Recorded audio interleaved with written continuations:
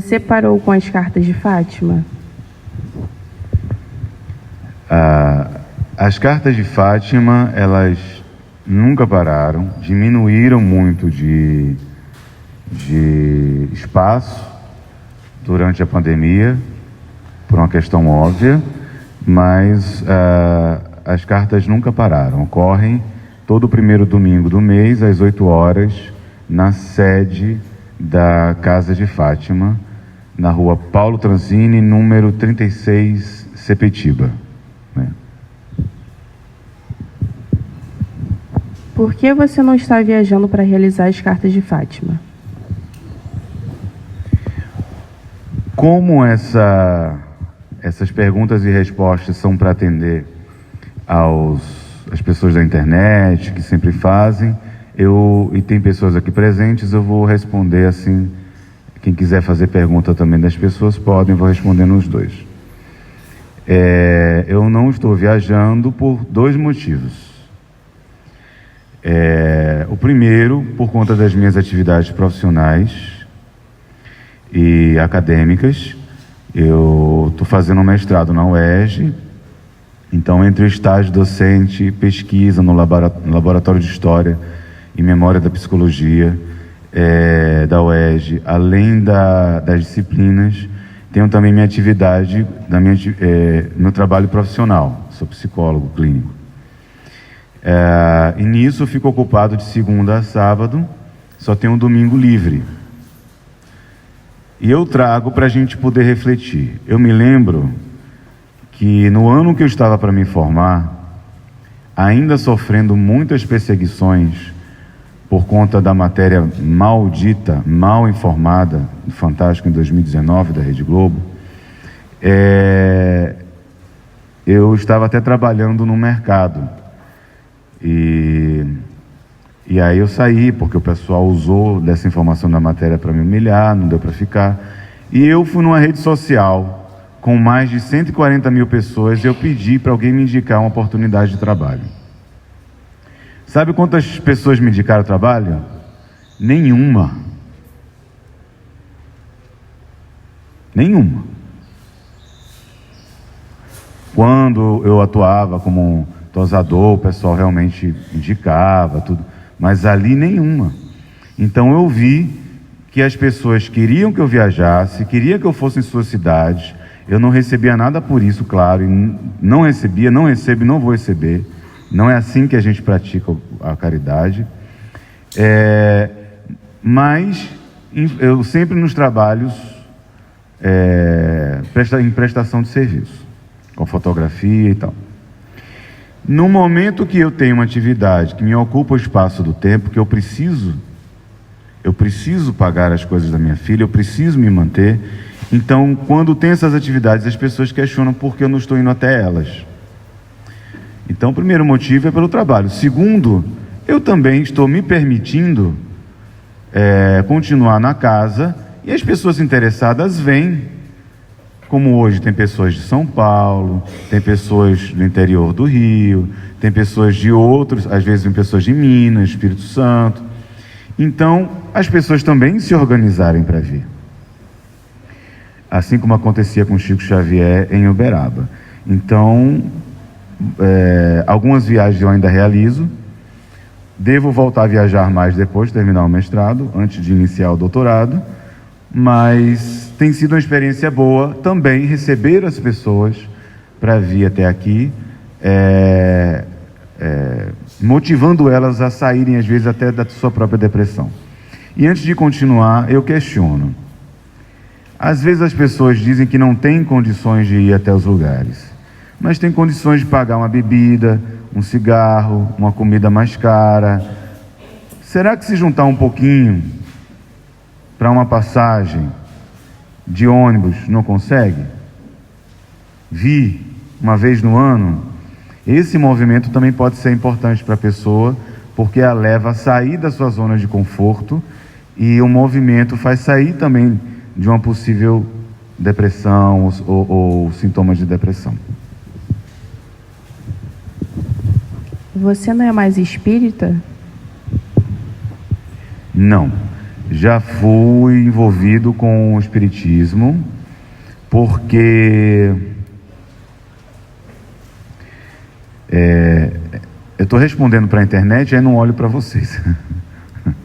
Parece que eu estou respondendo a uma pessoa distante, mas eu vou fingir que é alguém daqui que está perguntando. Eu tive uma escolha, se é que a gente tem escolha na vida, quando... Eu vou olhar para tu, tá? Porque faz de conta que tu está me perguntando. Vou personificar a pergunta aqui, a figura de quem pergunta. Quando eu iniciei com 16 anos de idade, eu tinha que escolher. Meu avô era um bandista, minha mãe espírita, minha avó católica, meu pai não morava com a gente, mas é muçulmano. Então eu tinha que escolher um caminho com aquilo que estava acontecendo comigo, né? De eu estar vendo, ouvindo esses seres.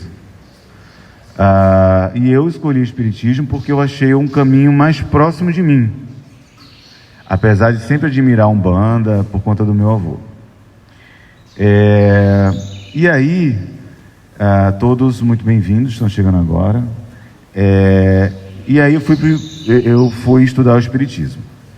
Só que chegou um momento que o espiritismo não me trazia os subsídios da minha própria experiência de vida pelas pessoas, não pelo conteúdo em si.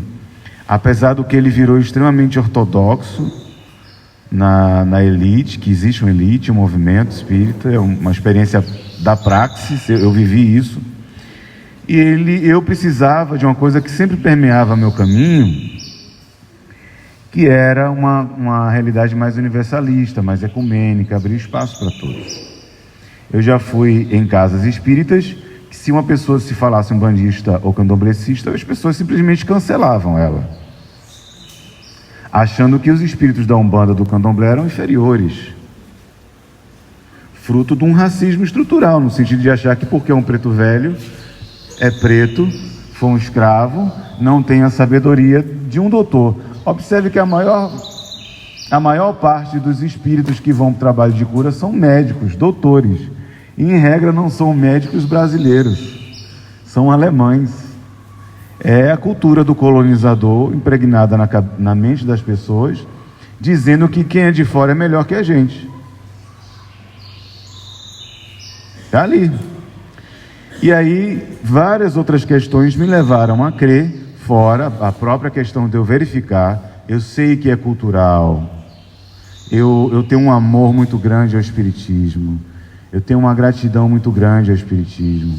Eu li muito, eu li Leon Denis, Alexandre Akazakov, li William Crookes, li aqueles e vivendo o espiritismo. Eu li e tive que ler o Positivismo de Comte para entender o pensamento de Allan Kardec. Ler o Mesmerismo, o Mesmer, para entender a energia do magnetismo animal, para entender Allan Kardec. Então não saí porque fiquei chateadinho, putinho da vida, porque eu não vi elementos que se adequassem à realidade. Logo, o racismo de Allan Kardec, de dizer que o preto, por ter um nariz mais largo, essas eram características animalescas vindas, as pessoas não leem e não sabem. Existia na época um pensamento muito forte no positivismo, que tinha como única verdade a ciência. E nessa perspectiva, eles eram banhados de um conhecimento trazidos do evolucionismo, tanto de Darwin, quanto o evolucionismo social vindo de Spencer, o evolucionismo spenceriano. O evolucionismo de Darwin, ele vai falar o quê? Que há uma adaptação das espécies para chegar onde a gente está. Então aquela borboleta, mariposa, com a cor de um jeito, vai se adaptando ao local para não ser caçada por um animal mais forte na cadeia alimentar. O que é que Spencer vai dizer? Que existe uma evolução social. E os mais fortes ficam. Quem eram os mais fortes na época? Os colonizadores. Quem eram os mais fracos na observação dele? Os pretos, os escravos. Logo, tanto que existiu eu estou trazendo, porque como está sendo gravado, quero que as pessoas estudem. Eu falo sempre de uma forma muito simples, mas estou trazendo informações para a gente pensar. Existiu uma atividade de um cara Agassiz, eu não estou lembrando agora, que William James, considerado o pai da psicologia moderna nos Estados Unidos, ele também estudava filosofia, o que cunhou o termo pragmatismo, e também trouxe algumas ideias de estudo sobre as religiões. Ele, com Agassiz, veio, que defendia essa ideia do evolucionismo spenceriano, foi fotografar pessoas na Amazônia e no Rio de Janeiro, nus, pretos e índios, para dizer que eles eram incapazes de evoluir. Esse é o pensamento da época, de 1800 e tal, para o início do século passado. Então, sim, existia racismo no pensamento de Kardec. E isso me incomoda. Eu entendo, mas me incomoda. E outras questões me levaram a procurar uma perspectiva mais ampla. Agora, dizer que a doutrina não é boa, isso não é verdade. Ela é maravilhosa. É o pensamento maravilhoso, tenho uma admiração enorme. Mas não sou, e estou explicando por que eu não sou. E fundei em 2019, estou no século passado, uma filosofia de vida, que é a primeira filosofia religiosa do Rio de Janeiro, chamada Filosofia de Fátima, que tem 2 pilares, o estudo da filosofia e a prática das ações sociais. Então, eu não sei se é que eu não sou mais espírita. Eu admiro, eu tenho conhecimento, eu leio, mas eu tenho críticas. E aí não é justo eu falar que eu sou de uma coisa que eu não sou. Não sou católico, não sou evangélico, não sou um bandista. Eu estou ali. O que vier eu estou valendo, entendeu? Mas eu estou dando bases científicas para entender quais as razões não me levam a uma praxis, principalmente mediúnica, que é muito elitista, aonde um médium se bater na mesa é desequilibrado, mas um palestrante que cobra, porque eu sei que cobra, que eu já participei de congresso e eu vi isso, cobra 10, 15 mil reais para dar uma palestra, tem uns que cobram 30 mil reais para dar uma palestra, nesses congressos na Barra e em outros lugares espíritas, eles podem. Se um pobre não pode entrar num congresso, se um pobre não pode entrar numa casa religiosa, se um pobre não pode entrar num ambiente religioso, Jesus não está lá. Logo, não faz sentido eu estar também. Como faz para receber uma carta? Primeiro você escreve, é remetente, depois o destinatário responde. É assim? Mas a carta psicografada é a mesma coisa. Como é que tu quer receber uma carta de alguém que tu não escreveu para ela? Não é escrever no papel. Oração, meus amores. É comunicação. Meu amor, você pode escrever para mim? Aí ele vai estar lá e vai dizer, vou pensar no teu caso. E escreve de volta, não é assim? Agora, se você não ora, se você não se preocupa, se você não envia a carta de amor, como é que tu vai receber? Não tem como, né? Então, é por essa via. E outra, o Chico Xavier, que para mim é o único ser missionário de vários séculos. Ele é o exemplo. Se há para mim uma figura personificada do espiritismo, que a gente falou há pouco, é o Chico Xavier. E ele falava, a carta vem de lá para cá. E é isso, eles escrevem, vêm. Como é que recebe? Ora, pede, mas o Chico ainda completava, é bom estar próximo do carteiro. Vai que a carta chega, você está lá próximo. Então não tem regra. Não concordo esse negócio de escrever ficha, não concordo esse negócio de colocar dados, porque eu acho que influencia eu gosto de chamar de intérprete do que médium, mas para as pessoas entenderem o médium. Então uma carta psicografada se recebe assim, desse jeito, indo, orando e participando. Aí um dia chega, mas que ela não seja o foco da sua vida, que o foco da sua vida seja fazer o bem, ajudar as pessoas, e a carta um plus, que normalmente acontece, que pode acontecer. A primeira psicóloga que eu tive depois do falecimento do espírito, ela falou para mim, Jane, bota no papel tudo que você quiser, e eu escrevo até hoje para ele. Até hoje eu escrevo no papel, tem um caderno, onde tudo ali eu boto ali. É isso aí. Põe no caderno. Tudo bem? Tudo bem? Certíssimo, põe no caderno mesmo. A pergunta. Por que você não faz psicografia online? A Fátima, que é o ser que, no meu contexto de fé, organiza esse trabalho, diz que o melhor é fazer presencialmente, porque leva as pessoas a ir até o local, participar dessa energia, se envolver, ver o sofrimento. Olha que questão terapêutica. A gente olha para o lado, olha quantas pessoas sofrem, como ou mais que a gente. A gente entende que não é mais uma ilha. A gente não está sozinho. Tem pessoas que sofrem também. E eu começo a me inteirar, pertencer. E essa ideia de pertencimento me dá força para poder eu conviver com o meu luto. Não existe cura para o luto. Não existe cura para o luto. Existe adaptação, no sentido bom, no sentido de que a gente vai sofrer, mas também vai fazer outras coisas e a gente vai viver, continuar. Então, há um motivo para que ela seja presencial. Eu respeito quem faz online, mas há um motivo. Tem uma médium que eu vou registrar, que eu tenho uma grande admiração, que é a Maíra, de Brasília, que é uma nordestina arretada, advogada, e tem sofrido muitas perseguições, mas que eu admiro, ela faz o trabalho online. E tantos outros. O que eu não concordo é cobrança.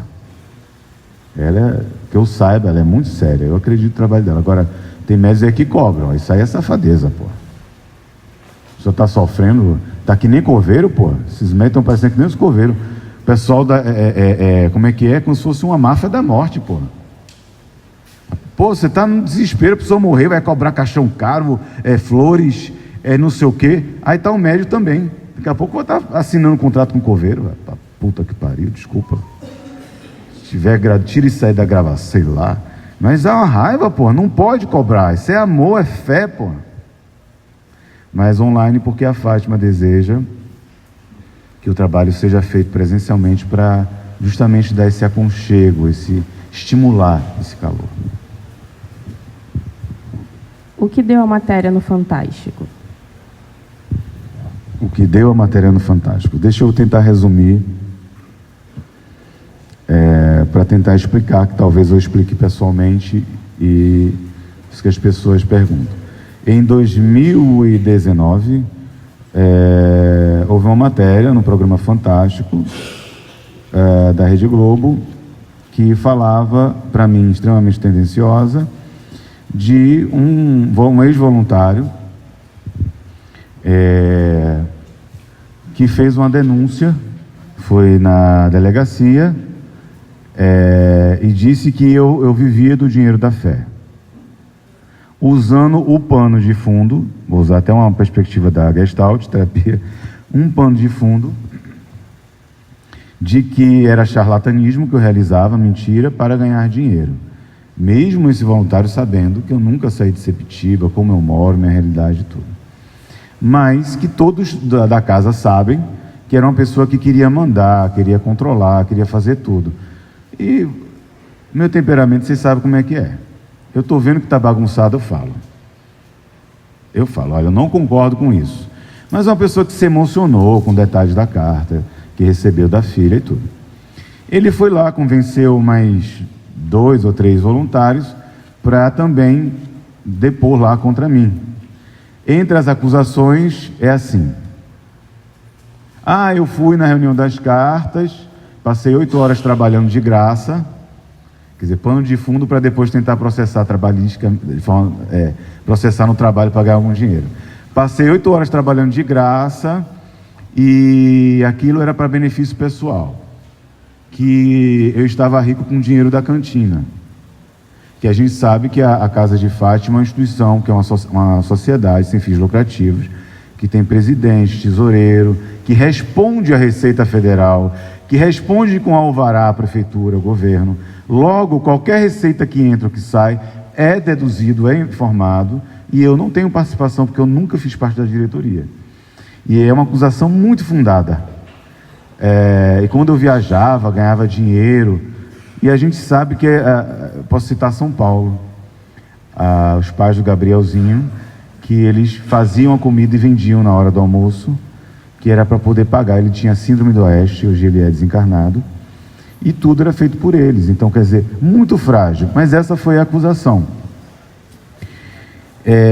Que na época tinham 6 meses de investigação, e eles queriam fazer algo bem grande, que é para que mais pessoas denunciassem, porque era na época da efervescência do pensamento do João de Deus, para pegar mais um médium para dizer que era como o João de Deus.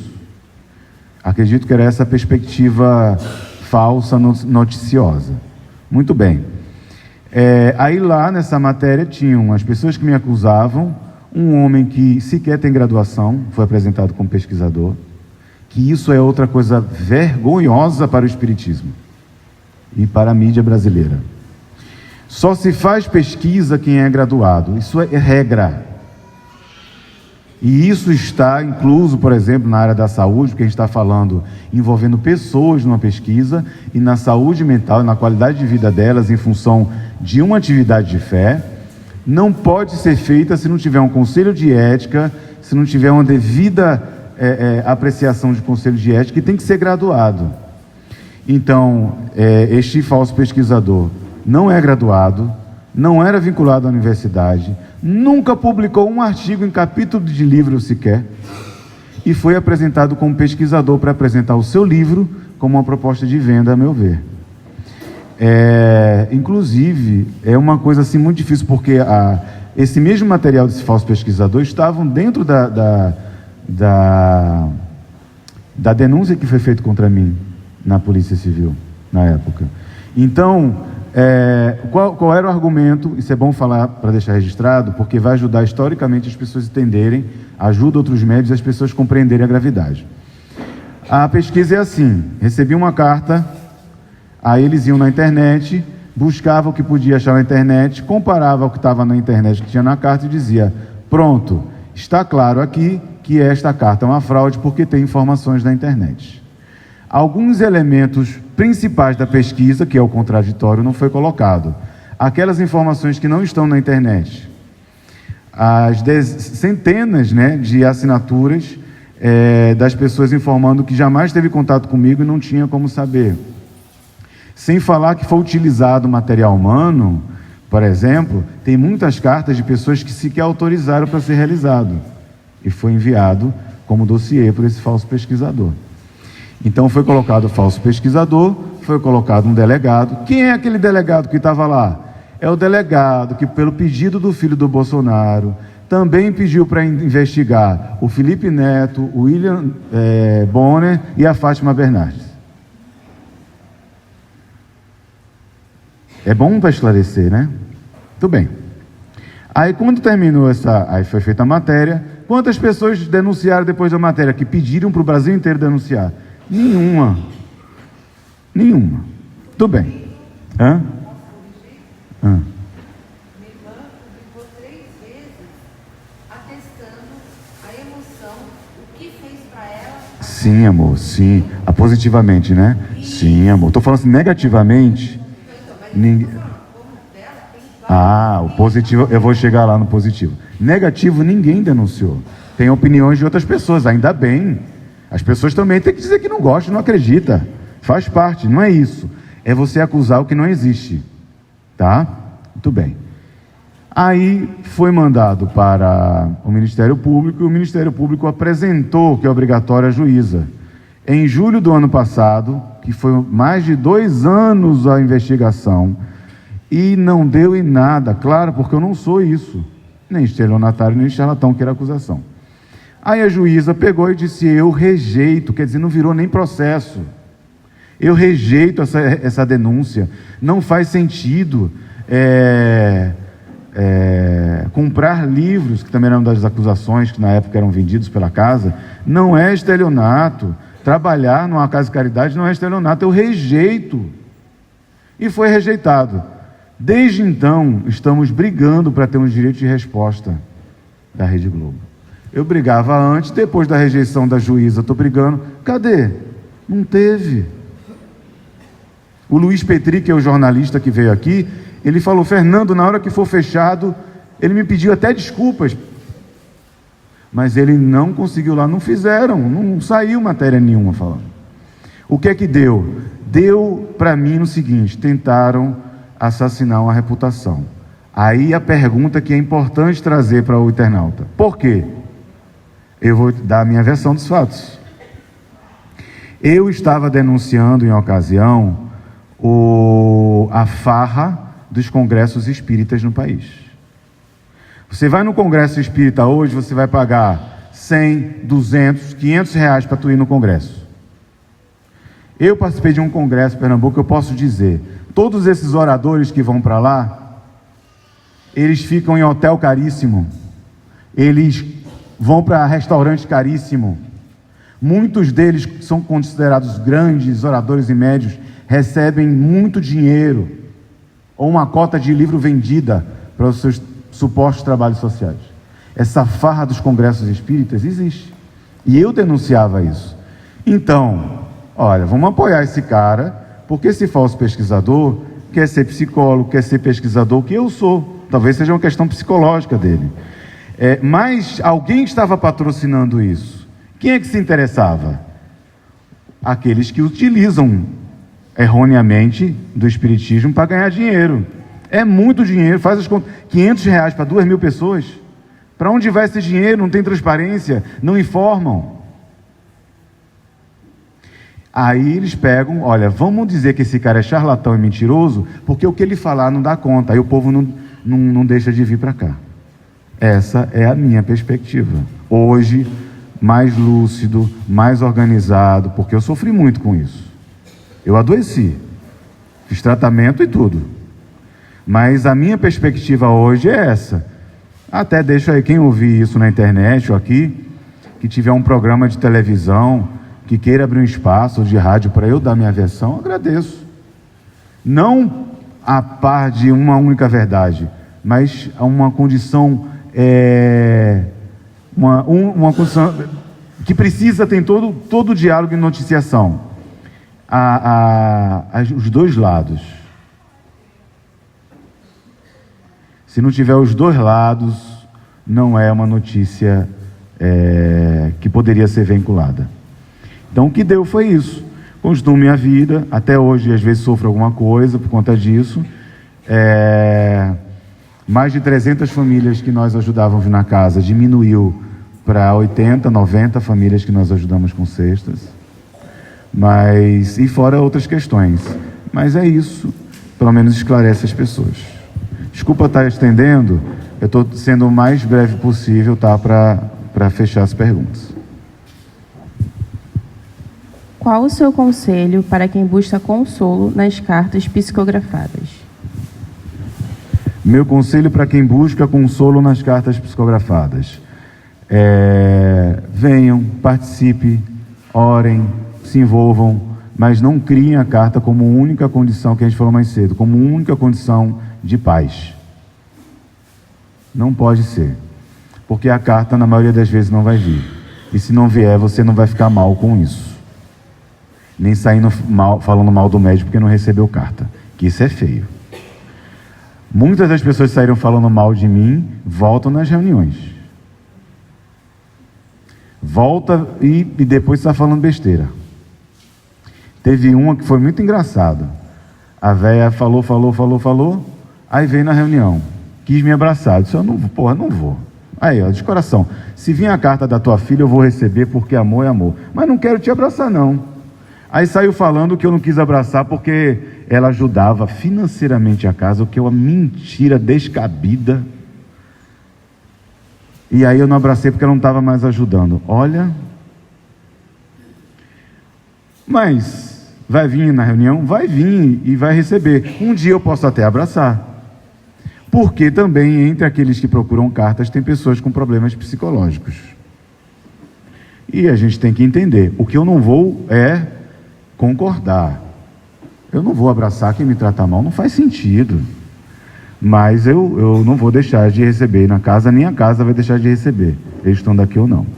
Então, quem gosta das cartas, seja qual for o médio, religião, vá, mas não tire a carta como única solução.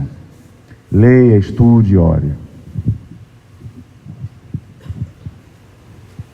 O que te move a continuar com a atividade de fé?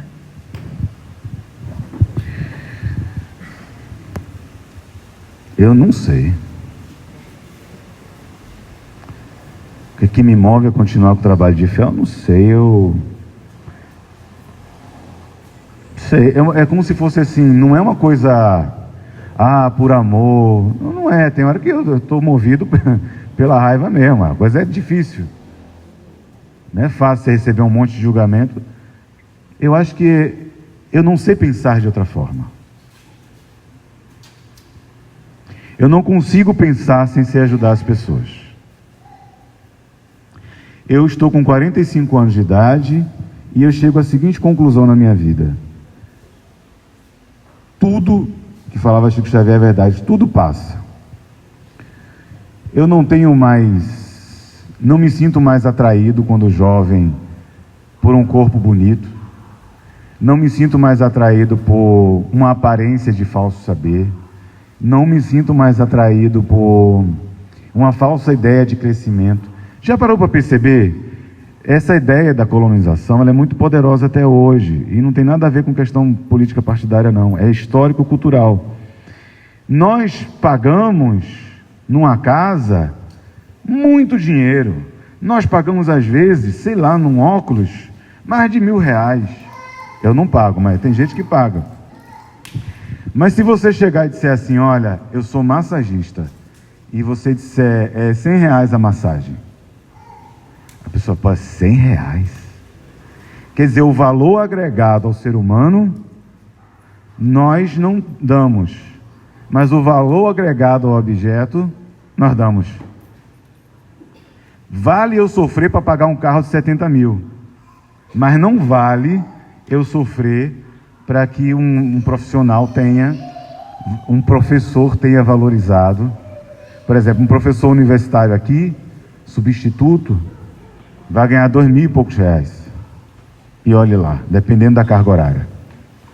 Um professor substituto na Espanha, por exemplo, no baixo vai ganhar quase 3.000 euros, dependendo da carga horária. É o valor agregado ao que se realiza, não só ao objeto. Então, eu acho que o que me motiva é que eu entendi isso e não tem outra forma de eu pensar. Não porque eu queira receber algo em troca, mas porque eu vou trazer uma ideia que eu sei que as pessoas não vão compreender. Vão achar que eu estou também... Está tudo agora tão politizado no sentido da bipartidariedade, assim, direita, esquerda, que às vezes é difícil a gente falar as coisas, mas assim, há uma preocupação nas ideologias religiosas da macropolítica. Eu penso na micropolítica, política como polis, como cidade, como pessoas inseridas nessa cidade. Eu penso que dar de comer, como ex-morador de rua, penso assim, dar de comer, dar de vestir, arrumar um emprego, isso são condições únicas para que essa situação de dor que está passando transforme para a sociedade como a gente vive. Eu não acho que é um grande líder que vai mudar a sociedade. Eu acho que são as pequenas ações que modificam a sociedade. Então esse meu ato de fé e os pequenos trabalhos de amor que eu realizo junto de um coletivo faz muito mais diferença do que um trabalho nesse sentido de... Não é cargo político, que as pessoas podem ter, mas é muito mais do que alguém maior. Eu não espero Jesus vir. Eu não espero Fátima vir. Eu não espero Chico Xavier vir. Eu espero que eu tenha saúde para fazer. É isso que me move. Como você divide seu trabalho na ciência com o trabalho da fé? Penúltima pergunta. Como eu divido ciência e fé? Pessoal, coisou. Eu tenho umas perguntas coisadas. Vamos lá. O saber é dividido... Vamos lá. Filósofos racionalistas e empiristas.